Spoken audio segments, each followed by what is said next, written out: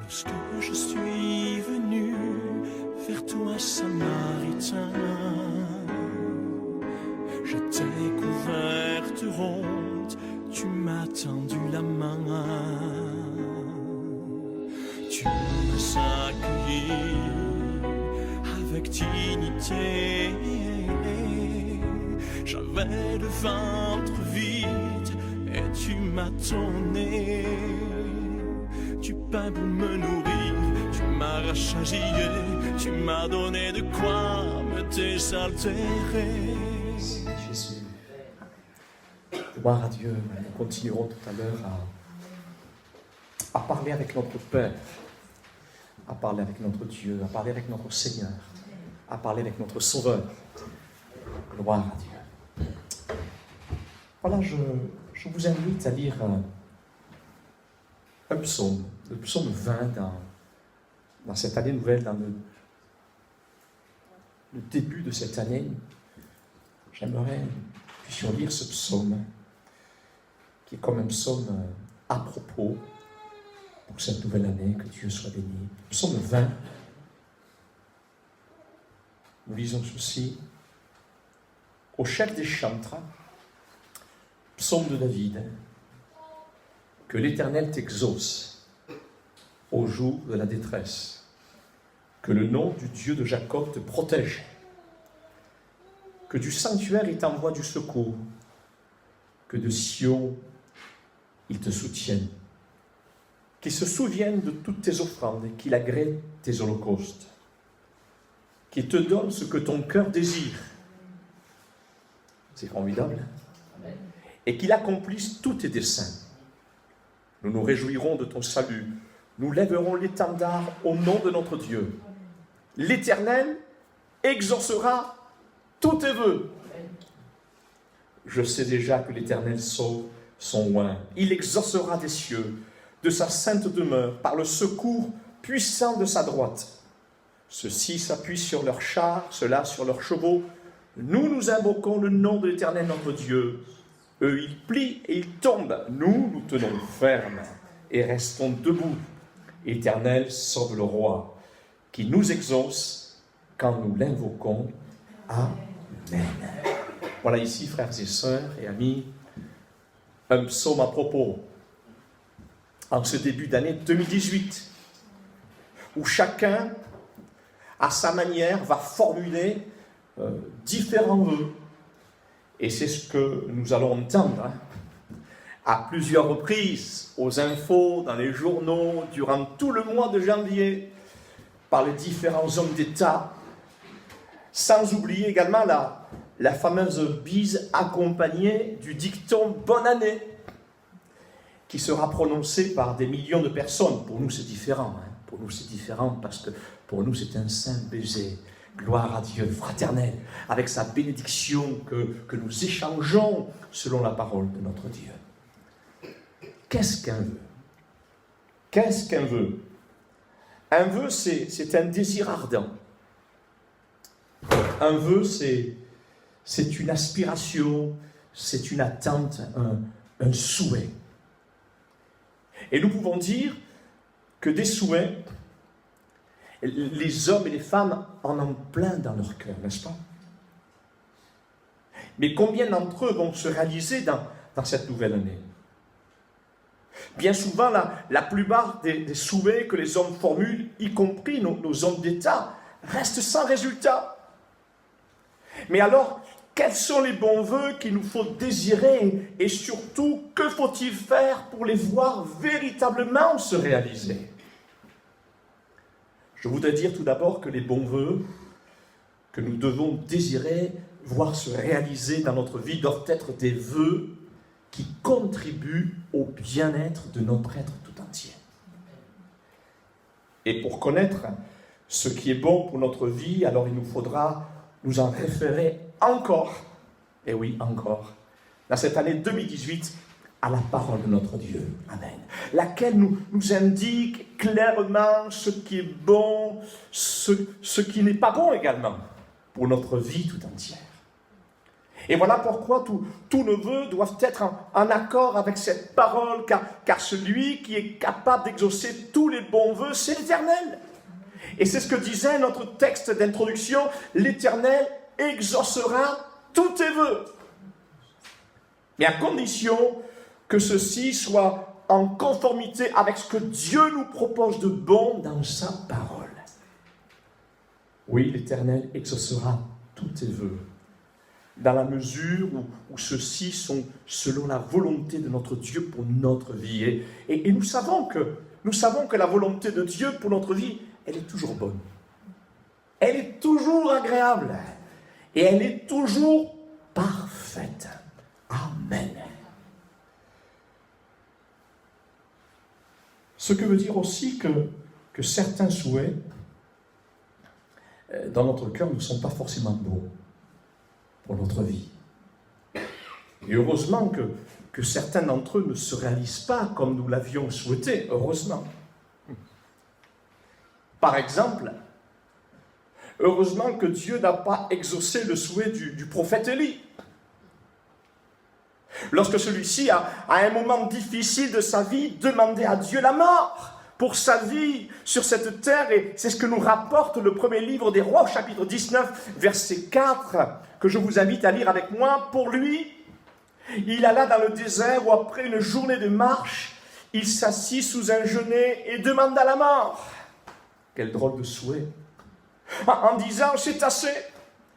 Maintenant, Éternel, prends mon âme, car je ne suis pas meilleur que mes pères.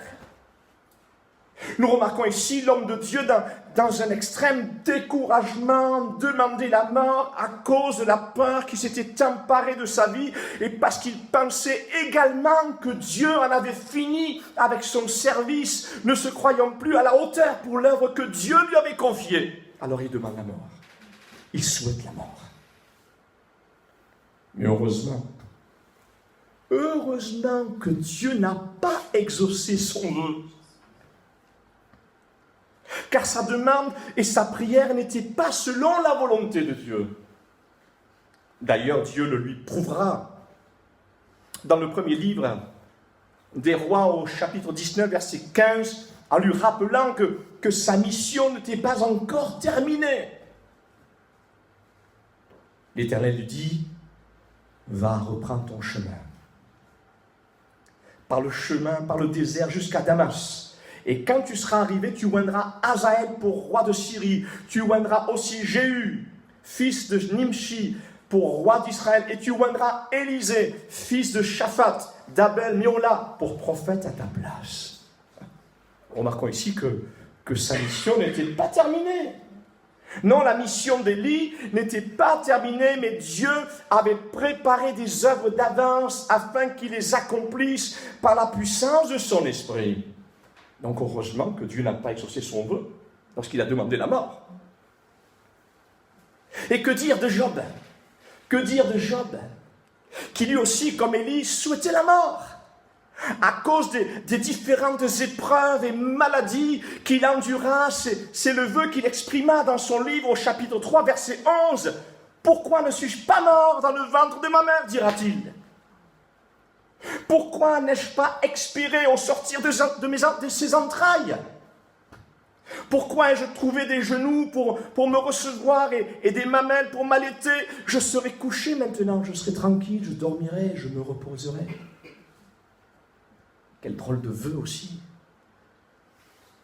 Et il se peut que dans le bilan de cette année passée, comme Élie, comme Job, tu sois découragé à cause des diverses épreuves que tu as endurées. Au point même de penser que ta vie ne sera plus utile entre les mains de ton Seigneur. Il se peut aussi que la peur se soit emparée de ta vie à cause de tous les échecs que tu as vécus durant l'année 2017. Et à cause de cela, comme Élie, tu te dis, c'est pas la peine de continuer. Je n'y arriverai pas. Je n'y arriverai jamais. Mais le Seigneur veut te dire, dans cette soirée, le Seigneur veut te dire que s'il t'a donné l'occasion de voir encore cette année nouvelle, c'est qu'il n'en a pas fini avec toi. Amen. Et comme il a pu dire à Élie, il veut te le dire à toi aussi dans cette soirée. Va et reprends ton chemin avec courage. Gloire à Dieu. C'est lui qui marchera devant toi et c'est lui qui te donnera toutes les capacités pour continuer ta route sur cette terre. Et au sujet de Job, il nous est dit que l'Éternel rétablit Job dans son premier état et l'Éternel lui accorda le double de tout ce qu'il avait possédé. Heureusement qu'il n'a pas exaucé son vœu, hein. Et il est dit même que pendant ces dernières années, Job reçut de l'Éternel plus de bénédictions qu'il n'en avait reçues dans les premières. Heureusement que Dieu n'a pas exaucé son vœu lorsqu'il demandait la mort. Le verset 5 et 6 de notre psaume d'introduction nous disait comme ceci. Qu'il te donne ce que ton cœur désire et qu'il accomplisse tous tes desseins.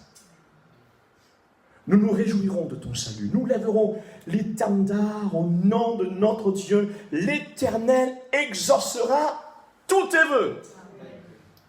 Amen. À travers les exemples précédents que nous avons évoqués en parlant d'Élie et de Job, contrairement aux vœux qu'ils adressèrent à l'Éternel, nous avons vu que les vœux de Dieu pour leur vie étaient totalement différents. Les vœux de Dieu pour la vie de ces hommes-là étaient différents de ce qu'ils espéraient eux.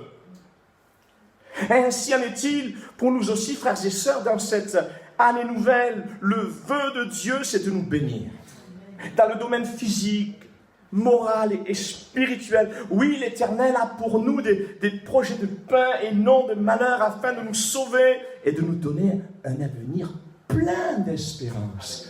Plein d'espérance. Gloire à Dieu. Merci Seigneur. Notre texte disait, l'Éternel exaucera tous tes vœux. Et Séphora a raison de dire Amen. L'Éternel exaucera tous tes vœux. Mais alors, une question se pose. Une question se pose à notre esprit. Quels sont donc tous ces vœux qu'il nous faut demander à Dieu afin qu'il soit pleinement exaucé? Moi, j'ai envie de savoir. J'ai envie de connaître, Seigneur, ce qui te plaît. Et quels sont les vœux qu'il nous faut demander à Dieu afin qu'il soit pleinement exaucé? Oh, à ce sujet, il y en a toute une liste dans la parole de notre Dieu, laquelle est remplie de promesses que Dieu veut nous accorder pour notre vie. Et un homme de Dieu appelé David Wilkerson a réuni dans un livre qu'il a écrit 866 promesses pour notre vie. Et chaque promesse de Dieu est un souhait que nous pouvons désirer pour notre vie. Donc, il y en a 866, entre autres. Il en a pris 866, mais... Tout en sachant que ce que Dieu promet, il a aussi le pouvoir de l'accomplir. C'est ça qui est formidable. Ce sont des promesses, mais que Dieu a le pouvoir d'accomplir, Daniel.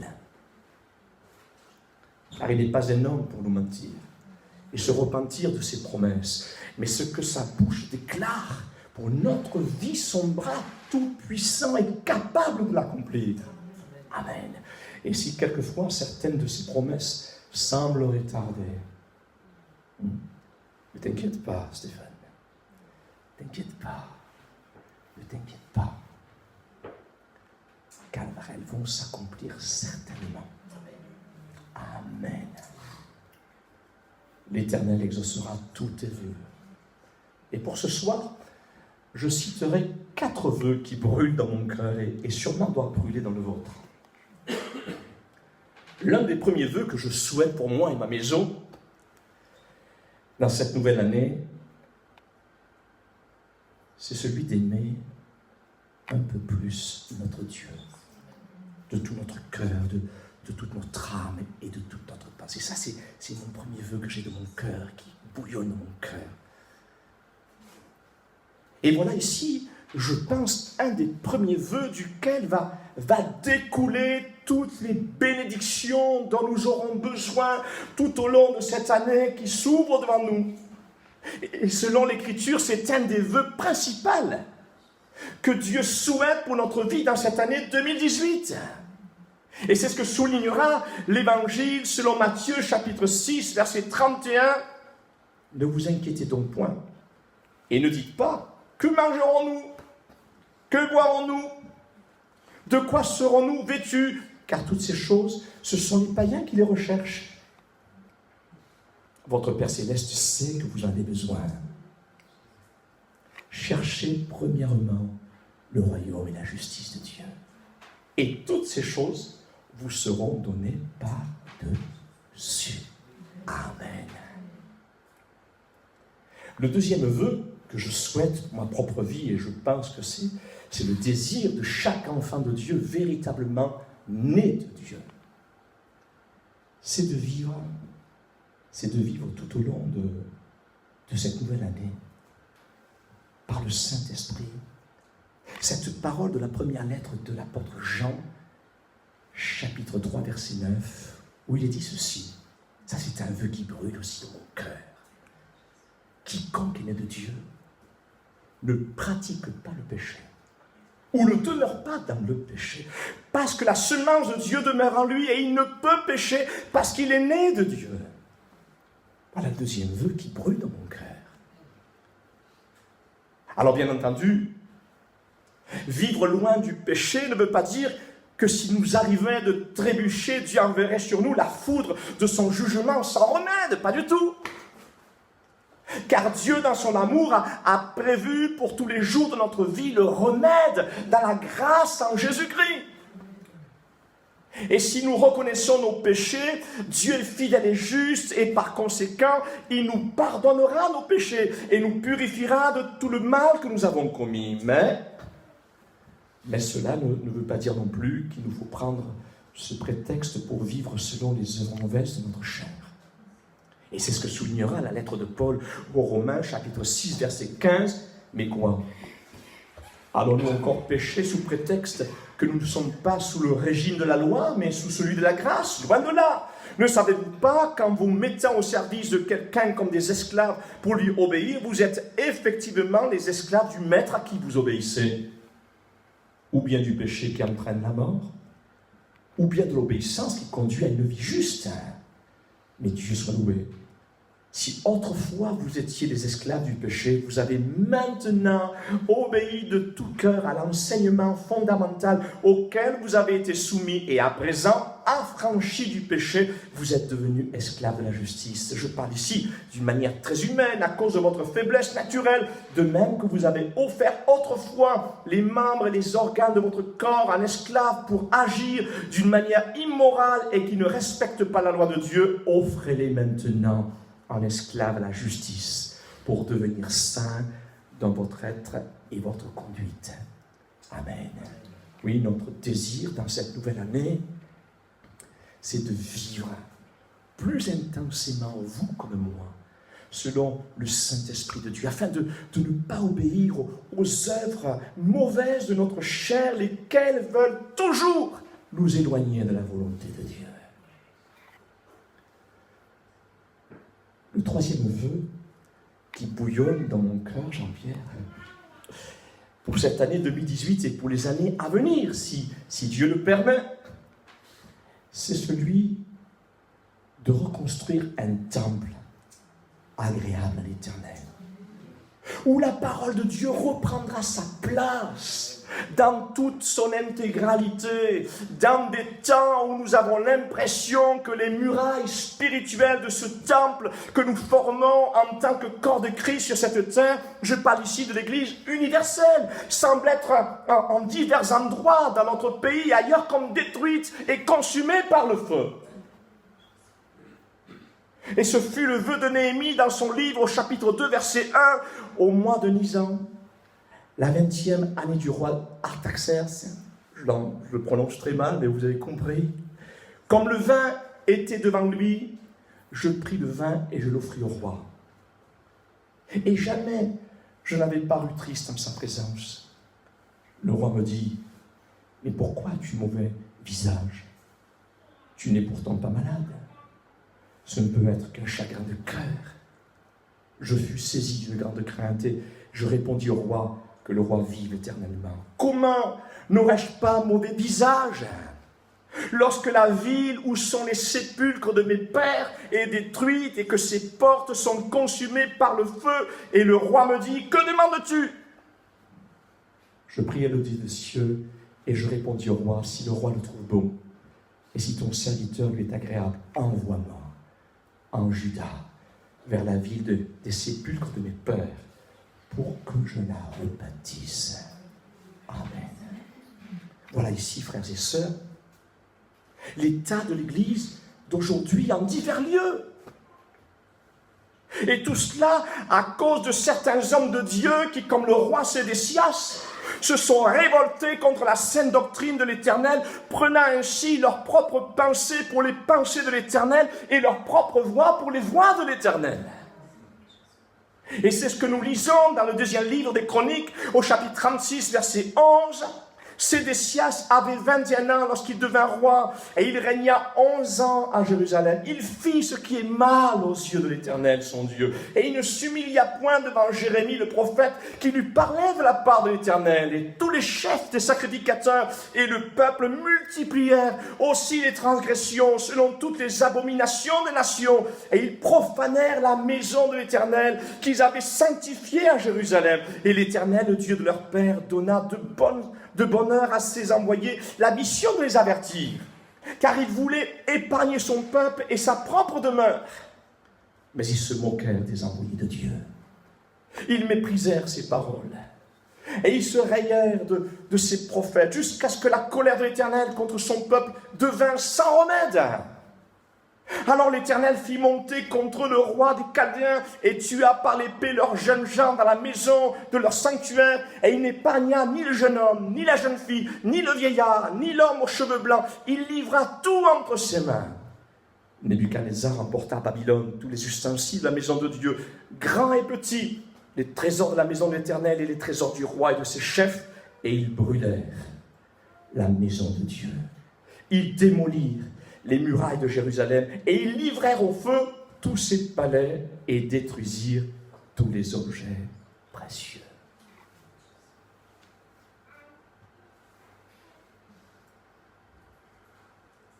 Oh, que Dieu donne à son peuple et à ses serviteurs dans cette nouvelle année des cœurs disposés, comme Néhémie, pour reconstruire ce qui a été détruit au milieu de la maison de l'Éternel. Amen. Et je parle ici pour l'Église universelle. Je voudrais terminer par ce quatrième vœu qui brûle également dans mon cœur pour cette année 2018. C'est de voir une multitude de personnes être sauvées de l'enfer avant le prochain retour de notre Sauveur et Seigneur Jésus-Christ. Et parmi cette multitude, mon souhait, c'est que le plus grand nombre de ma famille dans la chair puisse être sauvé. C'est un vœu que j'ai dans mon cœur. Et cela me fait penser à Noé et à sa famille, comptés parmi les héros de la foi. Et la lettre aux Hébreux, chapitre 11, verset 7, nous rapporte ceci concernant sa mission sur cette terre. C'est par la foi que Noé, divinement averti des choses qu'on ne voyait pas encore et saisi d'une crainte respectueuse, construisit une arche pour sauver sa famille. Et c'est par elle qu'il condamna le monde et devint héritier de la justice qui s'obtient par la foi. Quelle mission extraordinaire que fut la mission que Dieu confia à Noé! L'histoire de Noé est la préfiguration de ce qui doit arriver très bientôt, frères et sœurs, à notre humanité. Et c'est ce que nous rapporte l'Évangile selon Matthieu, chapitre 24, verset 37. Ce qui arriva du temps de Noé arrivera de même à l'avènement du Fils de l'homme. Car dans les jours qui précédèrent le déluge, les hommes mangeaient et buvaient, se mariaient et mariaient leurs enfants jusqu'au jour où Noé entra dans l'arche, et ils ne se doutèrent de rien jusqu'à ce que le déluge vint et les emporta tous. Il en sera de même à l'avènement du Fils de l'homme. Oui, l'Écriture nous dit que Noé trouva grâce aux yeux de l'Éternel. Et il exécuta tout ce que Dieu lui avait ordonné. Et alors Dieu dit à Noé, la fin de toute chair est arrêtée par devers moi, car ils ont rempli la terre de violence. Voici, je vais les détruire avec la terre.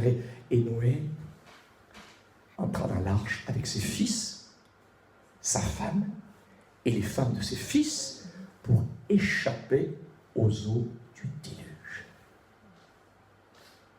Et nous remarquons ici que parmi toute cette multitude qui était sur la terre à l'époque de Noé, seul Noé et sa famille furent sauvés.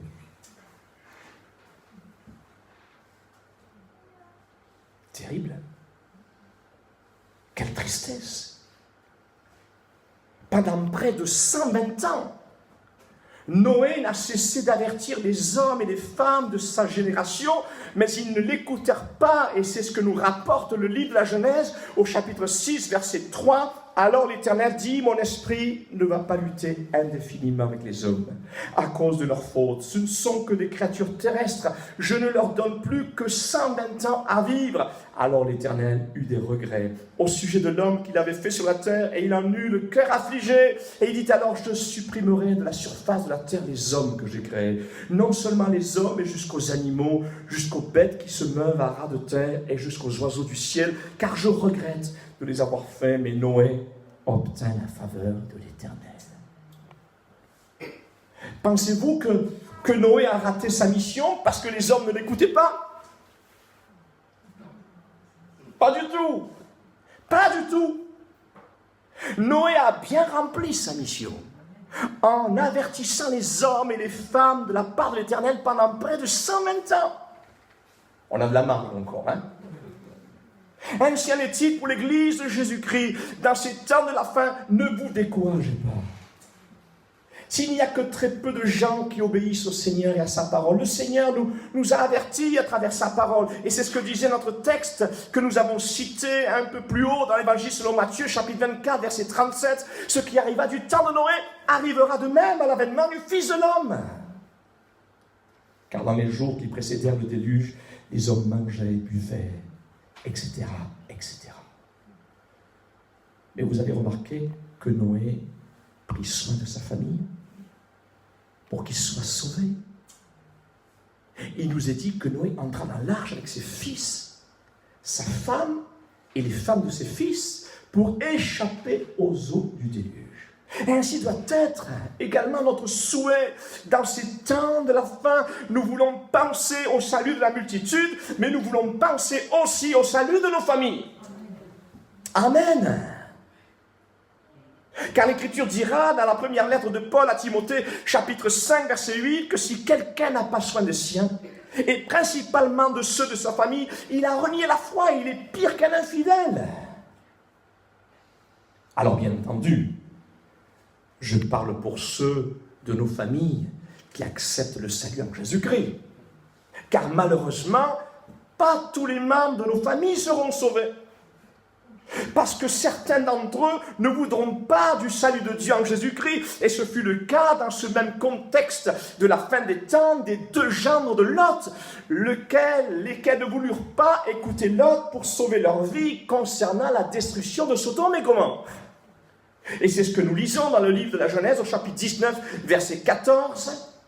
Lot sortit et parla à ses gendres, qui avaient pris ses filles. Levez-vous, dit-il, sortez de ce lieu, car l'Éternel va détruire la ville. Mais aux yeux de ses gendres, il parut plaisanter.